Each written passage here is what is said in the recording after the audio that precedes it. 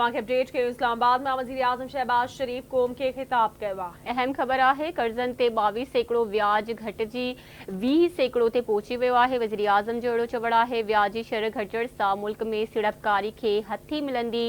हुकूमत खे 100 ॾींहं मुकमल थियण ते पेट्रोल जी क़ीमत में घटिताई कई वई। ईद उल अज़हा जे मौक़े ते क़ौम खे वाधायूं ॾियां थो। वज़ीर आज़म शहबाज शरीफ जो अहिड़ो चवणु आहे।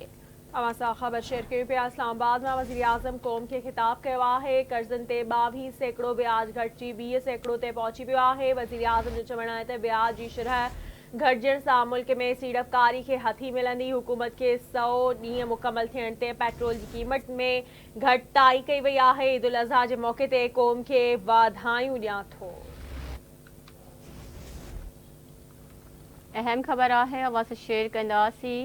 पाकिस्तान खे दिवाले खां बचाइण लाइ नवाज़ शरीफ ऐं आसिफ अली ज़रदारी जी क़यादत में कमु कयो। ॾुखियुनि हालतुनि में साथ ॾियण ते आसिफ अली ज़रदारी ऐं बिलावल भुट्टो जो थोराइतो आहे। वज़ीर आज़म जो अहिड़ो चवणु आहे।